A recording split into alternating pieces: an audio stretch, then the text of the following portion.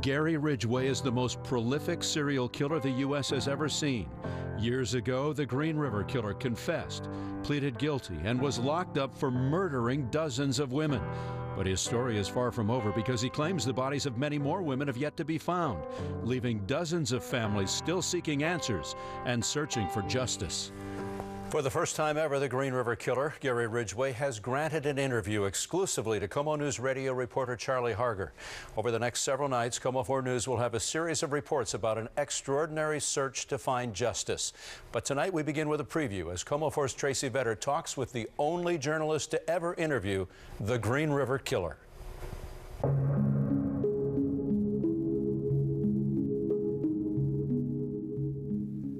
Says, would you like to talk to Gary?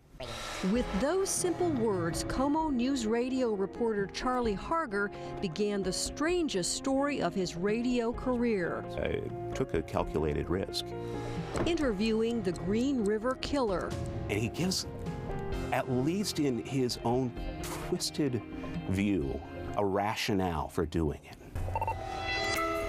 The Green River Killer created a panic in the early to mid-'80s when the bodies of young women, many of them prostitutes or drug addicts, began turning up, initially in or near the Green River. The body count escalated. By 1986, the official number of strangled women was 36, while authorities privately believed it was much higher. Not until 2001 did DNA finally make the connection. Gary Ridgway, a nondescript truck painter, was arrested as our nation's worst serial killer. First one I choked like this. In a deal to avoid the death penalty, Ridgway confessed and agreed to help detectives look for the victims still missing. 5 additional sets of remains were found for a total of 49 known victims. But Ridgway tells Harger, the only journalist to ever interview him, there are many more out there. They've all been surreal conversations when you're talking with somebody about, oh yeah, I killed 80 people, maybe more. So what makes the Green River Killer tick?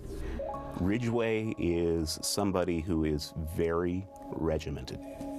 He sounds like he'd be a perfect neighbor.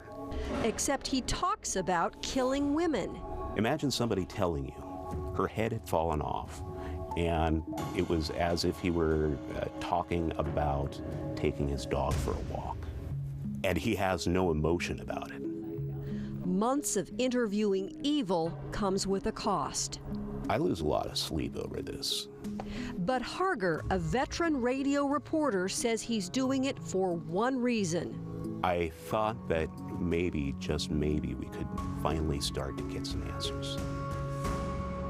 Harger's connection to Ridgway is this man, Rob Fitzgerald, a criminal investigator who specializes in finding things, and he's focused on finding the still missing victims of the Green River Killer. So many women dead in the cold, and no one is really actively looking for them, except Rob and his volunteers.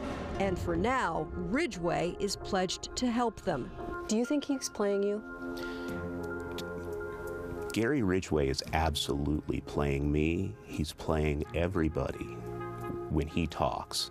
Harger says Ridgway rambles, he avoids, he lies, but it's worth it because every so often, we get an insight into the mind of the Green River Killer. So Harger keeps his focus on the victims and their families. They don't know where their daughter is, their mother is, their sister is. They just know she disappeared. And he waits for the phone to ring. You have a VAC prepaid call from Gary Ridgway. Beginning tomorrow morning, KOMO News Radio begins airing those exclusive Ridgway interviews at 7:15, 12:15, and 5:15, and for the rest of the week on KOMO 4 News at 5, 6, and 11. We'll hear Ridgway's thoughts about his crimes, tantalizing clues about where to search for more of those missing victims, and from the families still waiting for their loved ones to come home. Tracy Vetter, KOMO 4 News. The most prolific serial killer in our nation's history has never talked to any journalist about his killing spree until now. Over the past several months, KOMO News Radio reporter Charlie Harger has conducted a series of interviews with Gary Ridgway, convicted of killing dozens of women as the Green River Killer. Here's some of what Ridgway had to say in those exclusive interviews. Do you have any idea what the total number is? The total number is 75 to 80. All my victims, except for one or two, were killed within 2 miles of I-5. Do you know that? And everything is just all about the victims. It's not about me. Many people may find Ridgway professing that it's all about the victims revolting. They may be disgusted that anyone even wants to talk to a convicted killer. But as KOMO 4's Tracy Vedder reports, one local man has been talking to Ridgway for several years, and he does it for one very good reason.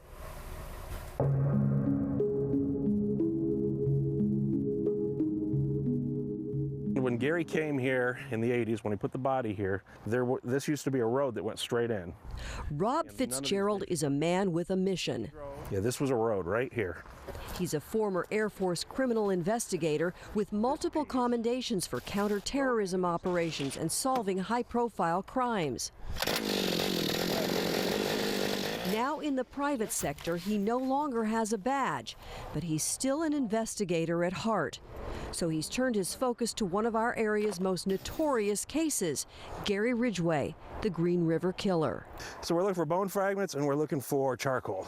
And what he's looking for are the remains of the women Ridgway allegedly killed, but whose bodies have never been found. Nobody's doing this, which was kind of a shocking thing that all these victims' families are out there. And my whole goal all along has been to let one of these family members put their daughter to rest. Pulled her back as far as I could, and that would choked her to death, killed her. In 2003, Ridgway confessed to strangling dozens of women and dumping their bodies in forested and rural areas around King County. He's serving 49 life sentences for 49 murdered women. He was suspected of many more, but the bodies of those women have never been found. These are the ones we have not found that he says are still out there. Fitzgerald has become an expert on the Green River murders. He's twice gone through every tape King County Sheriff's investigators recorded of their Ridgway interviews. He's read everything ever written on the case, and a few years ago, he started talking regularly with Ridgway, mostly by phone. KOMO News Radio reporter Charlie Harger began taping these exclusive conversations after Ridgway agreed to talk on the record. I'll tell you what happened. Fitzgerald uses the contacts to fill in details only a killer would know. Well, I killed her in the back of my truck in a parking lot, a restaurant parking lot. Having Ridgway identify locations on maps. Well, I picked her up someplace and went to the house and killed her, most likely.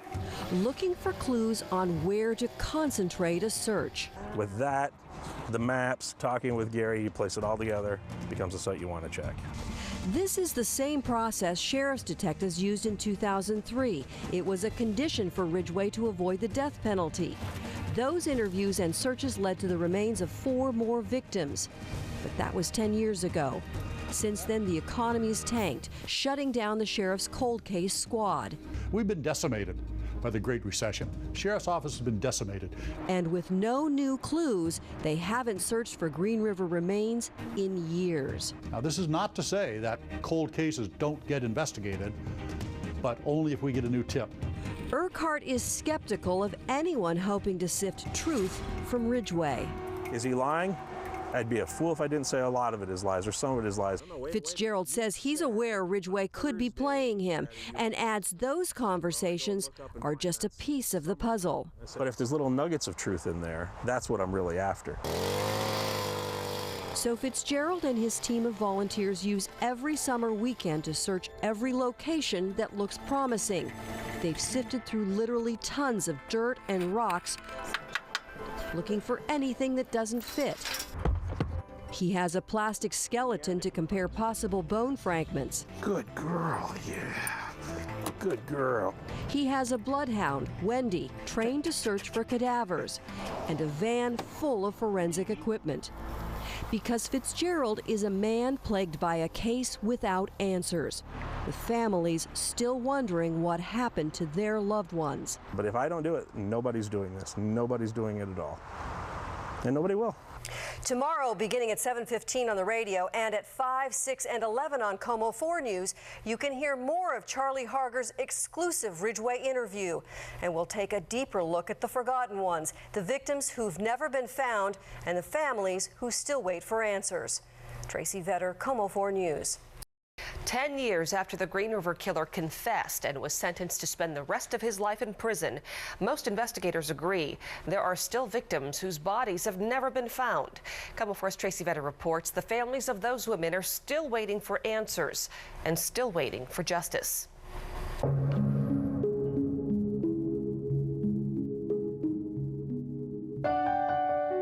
Patty LeBlanc, a tomboy, a foster kid, a chronic runaway who loved little kids and a good joke.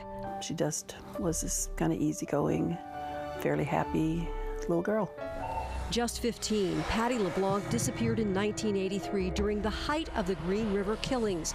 Still officially missing, her body has never been found. It's tragic. I mean, it's absolutely tragic that, you know, nobody's looking. Her foster mother, Dawn English, believes Patty fell victim to Gary Ridgway.